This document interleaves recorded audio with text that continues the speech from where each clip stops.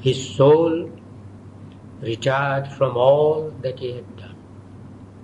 Hushed was the futile din of human toil. Forsaken wheeled the circle of the days. In distance sank the cowed tramp of life. The silence was his sole companion left. Impassive he lived, immune from earthly hopes, a figure in the ineffable witness shrine, pacing the vast cathedral of his thoughts, under its arches dim with infinity, and heavenward brooding of invisible wings. A call was on him from intangible heights. Indifferent to the little outpost mind, he dwelt in the wideness of the eternal's reign. His being now exceeded thinkable space. His boundless thought was neighbor to cosmic sight. A universal light was in his eyes. A golden influx flowed through heart and brain. A force came down into his mortal limbs, a current from eternal seas of bliss. He felt the invasion and the nameless joy. Aware of his occult omnipotent source, allured by the omniscient ecstasy, a living center of the illimitable, widened to equate with the world's circumference, he turned to his immense spiritual fate. Abandoned on a canvas of torn air, a picture lost in far and fading streaks, the earth nature's summits sank below his feet. He climbed to meet the infinite more above. The immobile ocean's silence saw him pass. An arrow leaping through eternity suddenly shot from the tense bow of time, a ray returning to its parent sun. Opponent of that glory of escape, the black inconscience swung its dragon tail, lashing a slumberous infinite by its force into the deep obscurities of form. Death lay beneath it like a gate of sleep. One pointed to the immaculate delight, questing for God as for a splendid prey. He mounted burning like a cone of fire. To a few is given that godlike rare release. One among many thousands never touched, engrossed in the external world's design, is a chosen by a secret witness eye, and driven by a pointing hand of light across his soul's unmapped immensitudes. A pilgrim of the everlasting truth, our measures cannot hold his measureless mind. He has turned from the voices of the narrow realm and left the little lane of human time. In the hushed precincts of a vast upland, he treads the vestibules of the unseen, or listens, following a bodiless guide, to a lonely cry in boundless vacancy.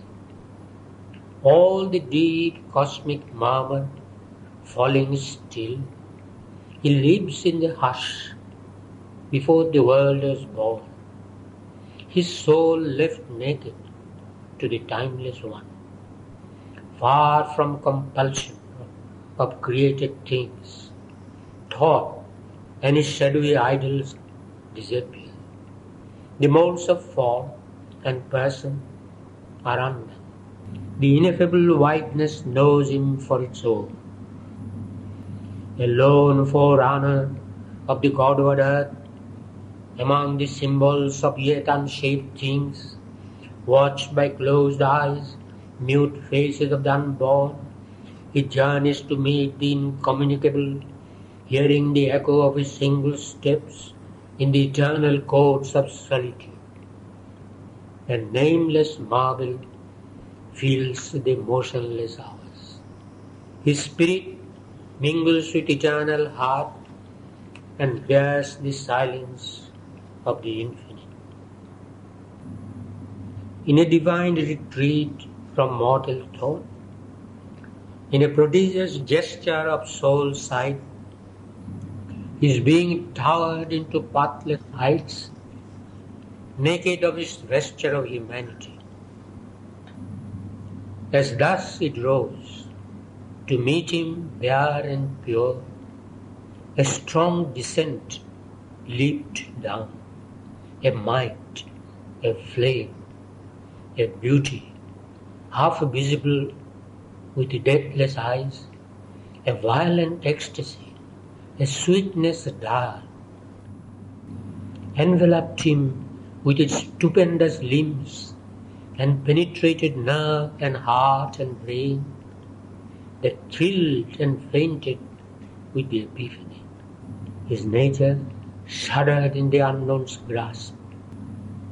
In a moment, shorter than death, longer than time, by a power more ruthless than love, happier than heaven, taken sovereignly eternal arms, hailed and coerced by a stark absolute bliss, in a whirlwind circuit of delight and force, hurried into unimaginable depths, upborne into immeasurable heights, it was torn out from its mortality and underwent a new and boundless change.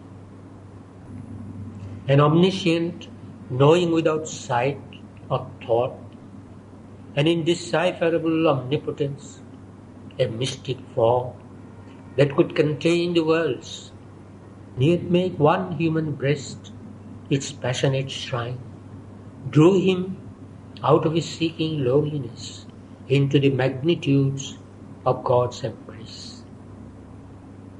As when a timeless eye annuls the hours, abolishing the agent and the act, so now his spirit shone out, white, blank, pure. His awakened mind became an empty slate, on which the universal and soul could write.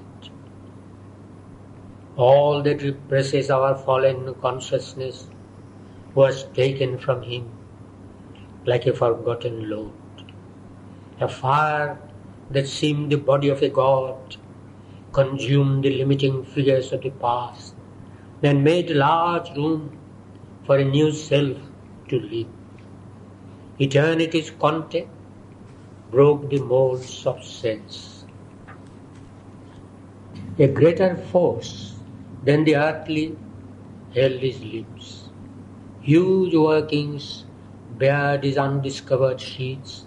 Strange energies wrought and screamed with tremendous hands, unwound the triple cord of mind, and freed the heavenly whiteness of a Godhead's gaze. As through a dress the wearer's shape is seen, there reached through forms to the hidden absolute a cosmic feeling and transcendent sight. Increased and heightened were the instruments. Illusion lost her aggrandizing lens. As from her failing hand the measures fell, atomic looked the things that loomed so large. The little ego's ring could join no more. In the enormous spaces of the self, the bodies now seemed only a wandering shell. His mind, the manifest code outer core of an imperishable inhabitant. His spirit breathed a superhuman air. The imprisoned deity rent its magic fence. As with a sound of thunder and of seas, vast barriers crashed around his huge escape.